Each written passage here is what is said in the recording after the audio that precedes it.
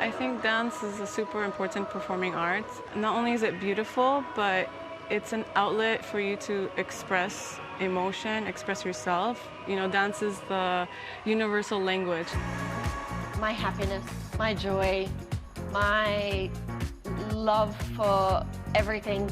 I feel like dance is an escape to reality. Performance with music, it stimulates you. Whether it's hip-hop or dance or EDM or rock or whatever, that's what music does. As we know, Doha's attracted plenty of international interest, including a festival dedicated to dance, music and arts, the Festival in Motion. Acclaimed composer Nico Moulis teamed up with world-renowned choreographer Benjamin Millepied to give 10 surprise locations across Qatar the spotlight. This is the National Museum of Qatar, but not as you've seen it before. The entire outdoor courtyard has been taken over by dancers for a performance titled Anthem. Essentially, if you look at the way this building is put together, it's a series of interlocking gestures, and it's physically impossible to see it all at once. And you always have to reframe everything as your brain is processing it. And musically, that to me was really exciting, is to create a sense of harmony that's constantly shifting, or a sense of rhythm that's both steady and unpredictable. So the music and the dance and the building are in a near constant conversation. Tapping into that conversation was something Nico and Benjamin wanted to do with every space used. Initially, we were thinking about, oh, we should find a bunch of performance venues, and then we thought, well, actually, what would be amazing is to take advantage of the incredible architecture, not just in Doha, but around the country, and new things and old things living side by side, and the power that dance and music have to transform a space in real time. Nico and Benjamin have worked together on and off for 20 years. But this collaboration is the biggest they've yet attempted. 10 locations with at least 6 performances a day for 13 days, including this show on the water. Each boat has its own little track that gets played, and then each boat has 1 or 2 dancers on them. So you have this basically 8-part conversation, and similar to this space, you cannot perceive it all at once. So if you stand in the middle of all of the boats, you still are only hearing the ones that are closest to you. So it forces the viewer into a kind of dance of her own, in a sense. These performances are all done in spaces that are quintessentially Qatari, from traditional dhow boats to the iconic Museum of Islamic Art. The Festival in Motion makes ordinary places extraordinary, offering a new and unique perspective on familiar Doha landmarks.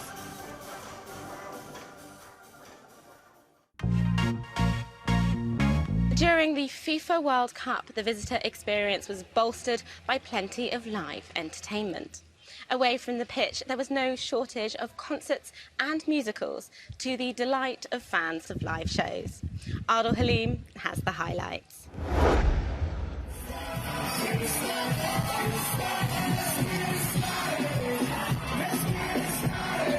Soon after the final whistle blew on the World Cup's first match, the Black Eyed Peas got the party started. So this is the first time when this, big brands are brought to one place, and that's what we're doing as Alchemy Project. We're bringing the experiences to people.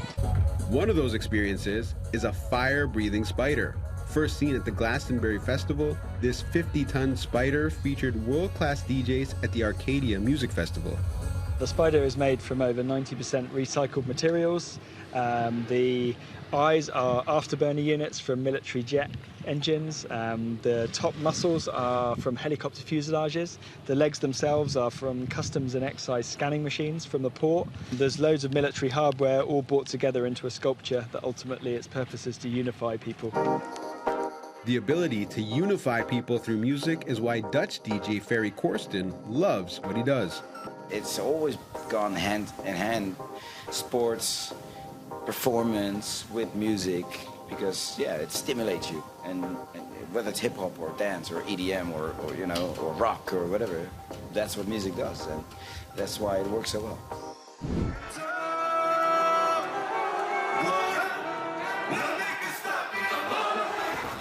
Moroccan-American rapper French Montana performed at the brand new Qatar Island and says his two passions are forever linked. I feel like that's the blessing with soccer and music, you know. Those are the only, two languages that bring people from all around the world together, in one room. I feel like they're all different faces. There's one love. Dubbed Entertainment Island, Qatar offers something for the entire family. Director Giuliano Peperini's acrobatic canal spectacle, The Fisherman's Dream, explores Qatar's rich history from a small pearl diving village to its discovery of oil and gas. World-class footballers are not the only ones showing off their fancy footwork in Qatar. The same can be said for the actors of the stage musical adaptation of the 2001 Indian comedy drama, Monsoon Wedding. The musical took more than a decade to put together and brings new life to the Golden Globe-nominated movie from award-winning director Meera Nair. It is a portrait of a reality check version of an Indian wedding. When you come together, there is laughter, there is joy, there is secrets that are exposed, there is drama of every kind. So it is an exploration of love and slight madness within an Indian family as they come together to create a wedding that they hope will happen. To make the musical happen, Bradley King has equipment from all over the world, including New York and Dubai. He says lighting design is like visual music composition. Putting the show together is a really long, really labor-intensive process. It's a labor of love for a lot of folks. I know Meera's been working on this project almost since the movie came out, turning it into a musical. Let me try to explain. Namit Das remembers watching the movie in a small theater in Delhi. And now, 2 decades later, he's part of the cast for the stage adaptation. The story tells you that human beings don't change because the structure of the family essentially doesn't change, right? Anywhere in the world. And that's why everywhere, wherever we go, people will connect. And people will have an emotional connect to it. From musicals to concerts, an emotional connection is just as important as the spectacle itself. You can have everything here. The food, beverages, the biggest DJs, and the unique experiences, and of course, memories. Memories from the FIFA World Cup Qatar 2022 that will stay with tourists and locals alike for the rest of their lives. Dance can be transformative in terms of physical health, mental health, or even our social circles. But here in Qatar, the dance community was traditionally held behind closed doors. That's something Fiorella Otero was determined to change. Back in 2018, she launched Brava Studio, which offers dance and aerial arts classes.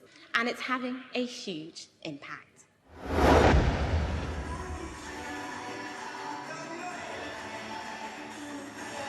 I moved to Qatar 12 years ago, and every time I go to a new country, what I usually do is I look up where can I take dance classes. I realized that there wasn't a variety in the types of dance offered, especially for teens and adults. So I thought, why do I have to travel outside of Qatar to take other dance lessons? Like, why can't I have it here? So that's kind of how the idea of Brava Studio came about. Fresh off the back of choreographing the official FIFA World Cup music videos, Fiorella Otero is overseeing her students' dress rehearsal before their end-of-term showcase in a few days. I do several classes. I feel like dance is an escape to reality. Whenever I don't feel good, I either listen to music and jam to it, or whenever it's a bad day and I remember I've danced, it's a nice feeling. So I would call it an escape.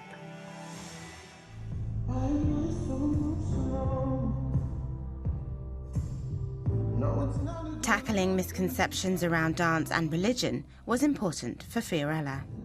We're so lucky and blessed that we have a lot of Qatari students who love performing arts, who love dance, who love aerials. I'm from Qatar, and how I got involved with Bravo Studio, actually, I was always interested in dance, and one of the most important things for me was somewhere I feel comfortable, somewhere you can just escape reality.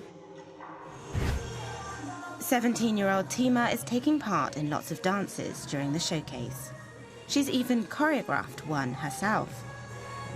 So I've met people who aren't just colleagues, but they're friends. So Bravo Studio brought a lot for dancers in Qatar and the dance community, which I'm so grateful for.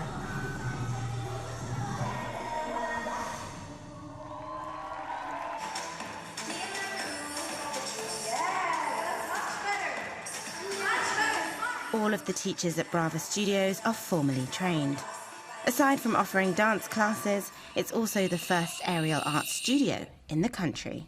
A lot of the times I have students who've had tough days at school who come here as their break and their free time and the time that they like to relax and just chill. Nothing beats this sort of workout.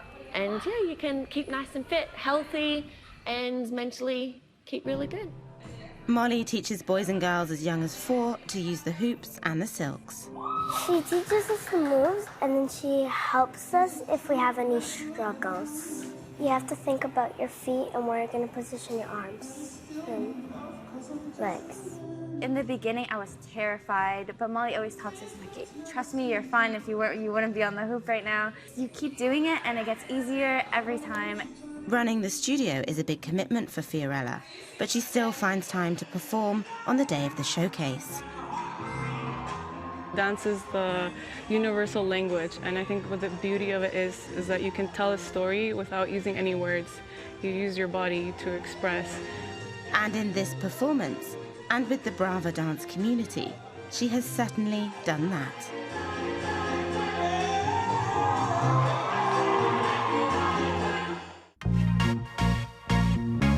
There's some inspiration to get us all moving a little bit more. And that is all we have time for on this episode. But as always, if you have any questions, just reach out via our hashtag Qatar365.